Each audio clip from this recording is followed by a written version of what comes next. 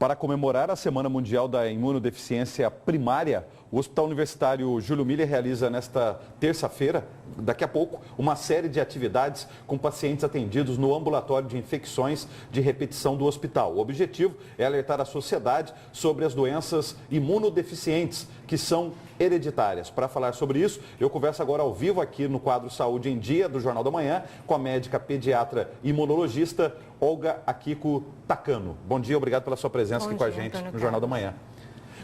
Quando a gente fala, doutora, de doenças primárias nessa área de imunodeficiência, então devem ter também as secundárias. Eu queria que só distinguisse para a gente inicialmente o que são as primárias e as secundárias. Isso é importante, porque a primária, a pessoa nasce com um problema genético hereditário que causa um defeito no sistema de defesa do organismo e causa infecções.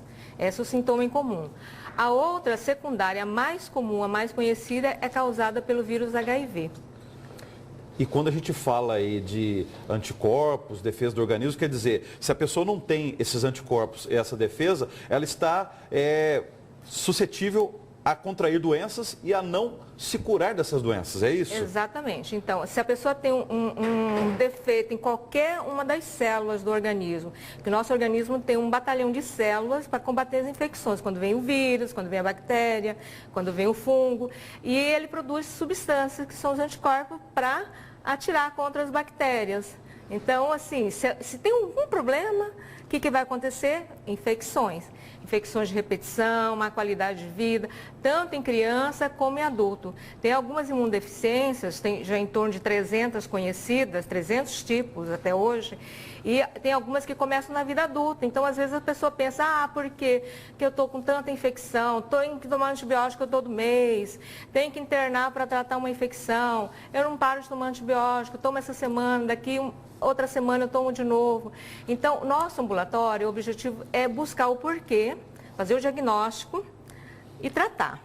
É possível descobrir já nos recém-nascidos se eles têm essas... Tem. Como que faz isso? Através do teste do pezinho ou de outro exame? Em alguns países, no Brasil já está começando a fazer o diagnóstico através do pezinho de um tipo que é o mais grave, que é a síndrome de imunodeficiência grave combinada. Então, o que a gente chama de combinado? É um defeito de células mais as substâncias que são os anticorpos. Esses, no bebê, se fizer o diagnóstico, a gente tem tratamento, medula óssea e cura. Né? Então, assim, é uma doença grave. Eu já perdi algumas crianças por diagnóstico tardio, né? Chega com 3, 5 meses de vida, não dá tempo da gente encaminhar para fazer um transplante de medula, né? Então, isso é importante. Em São Paulo está começando já a fazer, através da PAI, esse teste do pezinho. Voltando àquele caso que só citou, de pessoas até na fase adulta, que aí que a situação se manifesta. Não, pode começar desde criança. Sim, mas tem alguns casos que pode ter um retardo na fase adulta. Nesses casos, qual tipo de exame também faria o diagnóstico correto? Fecharia o diagnóstico para imunodeficiência? Então, a gente dosa tanto as células, mede no sangue, tanto os anticorpos. E a maioria dos adultos chama de imunodeficiência comum variável.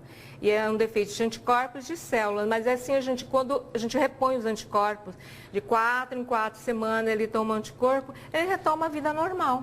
Hoje vocês estão fazendo aí mais do que uma comemoração, é chamando a atenção da sociedade para essa situação. O que vocês programaram no Hospital Júlio Miller para, inclusive, divulgar em termos de política pública de saúde, de atendimento à população? Exatamente. Nosso ambulatório é um centro de referência para imunodeficiência primária. A gente atende criança e adulto toda terça de manhã e o objetivo é divulgar os sinais de alerta de infecção de repetição para a sociedade, para os médicos e para os familiares, porque muitas vezes a gente só fica indo tratar a doença, mas não sabe a causa. Muito obrigado pela presença, até uma próxima oportunidade. Obrigada.